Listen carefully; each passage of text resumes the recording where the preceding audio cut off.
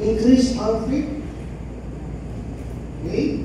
So nga na po natong imuha ni Sool, nga kinanglan, nga ang importante inaatay kasing-kasing nga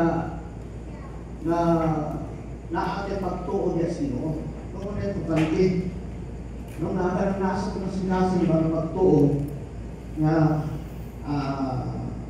makatabang ang Ginoo kanato. Okay?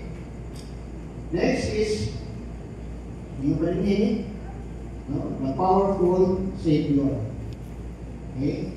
So, bisag asa man nato, unsa makadako, unsa ka dugay na nato ang problema. So,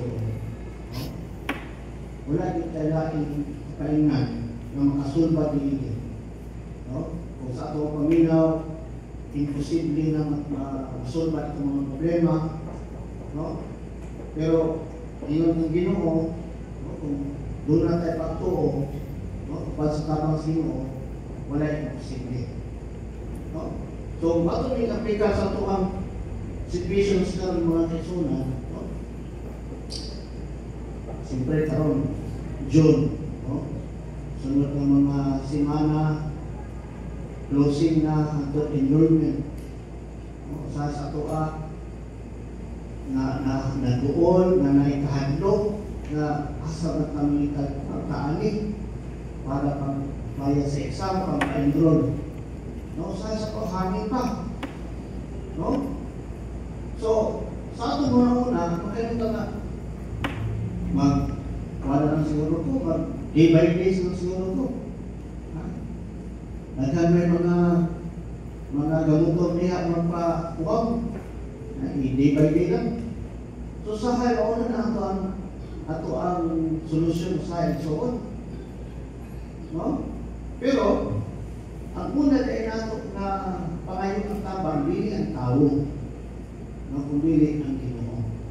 The same thing sa gihimo, the same sa gihimo sa amahan, na di una siya ang tao, pero na disappoint siya. Kung kita po, kung unawa na ito, pagpangayong tabang ito sa tao, naagin din siya na disappoint ka. Tungkol kay, ang tao is limited lang. Limited yung capacity, limited yung kaalam. Pero unawa na ito, pagpangayo sa Ginoo, ang Ginoo, utubag nila na ito. Okay? So, sa mga lessons na ito ang makuha dito sa ito ang mensahe ko ng ito, kinahanglan, na pilitin ka mawatan ng pagsalig, pagtuo sa akong Diyos. Okay? In spite sa mga problems na abot sa tuwa, despite sa mga circumstances na sa mga emergencies, mga balatian, mga bayronon, sa pamalihan, na mga unexpected na mga panghitabo na mabot ka nato, siyempre problema na siya. So, wala tayo na yung kalampan, hindi nato ang kanyang buhay ng Diyos. Katuwa, kinaglan na anti-perseverance. So, makita nato sa kaning amahan na sukad pa sa pagkabata ang iyang problema na tungkol sa iyang anak.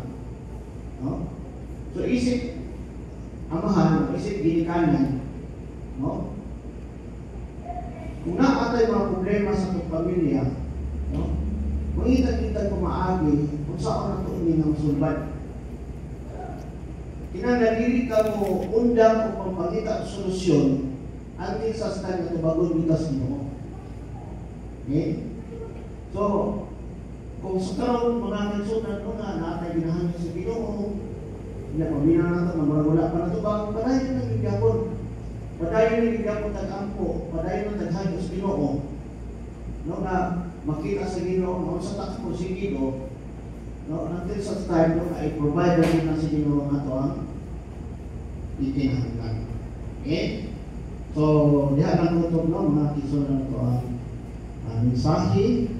I hope na makahatag ito lugar pagtulunan na to sa pamalingan.